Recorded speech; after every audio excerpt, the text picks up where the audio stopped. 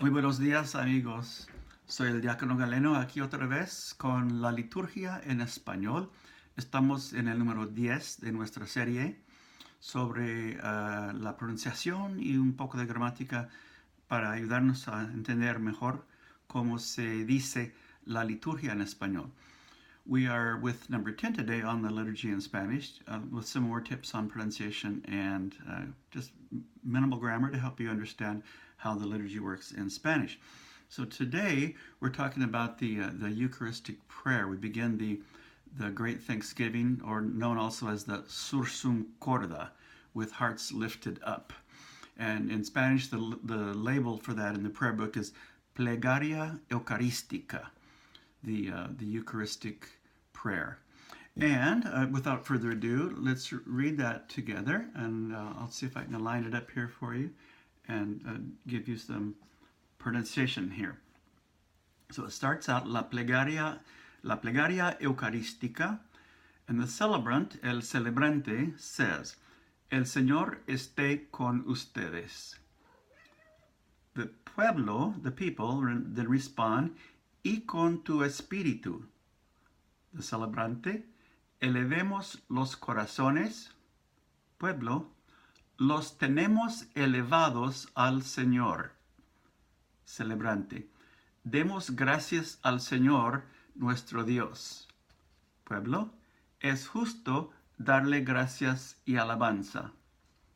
The celebrant then continues, el celebrante continúa, realmente es digno, justo y nuestro deber que en todo tiempo y lugar te demos gracias, oh Señor, Padre Santo, Dios Todopoderoso y Eterno. And that's our reading, and I see I have my little helper here, Fancy the cat, is with us, and you'll notice that we match, little black and white thing going on here. She's my new assistant for Anglican studies, and I'm not sure how much she has to contribute, but here she is. So maybe you'll see more of Fancy later. She's kind of a character. So let's go right to the commentary for today. Notice that it says on there, elevemos los corazones. That means let's lift up. Let our hearts be lifted up. Let's lift up our hearts. And you have that little command form there, elevemos, elevate, right? To lift. Let us lift up our hearts. And hearts are los corazones. The singular is el corazón, ends with an accent. Los corazones, the accent goes away because it's a plural, we don't need it. And then it goes on to say, los tenemos elevados. Now, this is an interesting little transformation here, because what actually happens is we have an article, los corazones, the hearts, literally in Spanish. Instead of saying our hearts, we say the hearts, los corazones.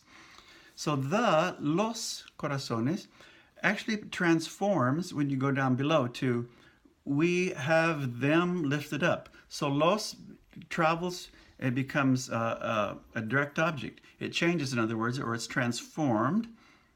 I'm tempted to go there, but I'm not going to editorialize too much. So transformation, a good thing, right? We have a grammatical transformation from a definite article, los, to a plural direct object, los, meaning them. Notice that it's the same word, but the function of it changes in the sentence due to its placement. So the hearts become, we have them elevados, lifted up. Another thing I want to point out briefly here is that elevados here is an adjective ending in os, so we have what is called agreement. We're going to have, in Spanish, we have adjectives and nouns. Generally, they'll express some kind of numerical and gender agreement. So masculine plural ending on the adjective as well. Los tenemos elevados. We have them lifted up. So we lift up our hearts to God in this situation. Now moving on to a little bit of pronunciation here. Down below, we had the part where realmente es digno y justo and all that. So really, it is a right, a good, and a good thing. It's our obligation, our holy obligation, as it were, to lift up our hearts to God. And so we have this phrase, realmente es digno. Really, it is a worthy thing, literally, a worthy or a good thing. And I want you to notice the verb es, meaning is. Es will frequently be found with an active subject like he is, she is, usted is. So él es, we might say God is, Dios es bueno, for example, right?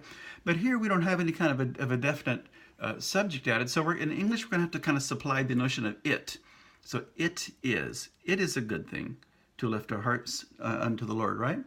And really, realmente, what I'd like to point out here in terms of pronunciation with realmente is that is an adverb where we take the word real, like something real, and we add it to mente. We add mente onto the end of that as a suffix.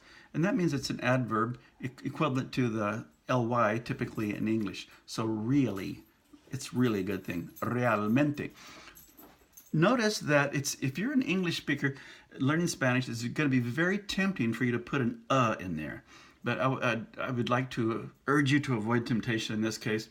Leave out the So it's not going to be like a tourist Spanish lesson might say, realmente. The We have that which is linguistically is known as the schwa.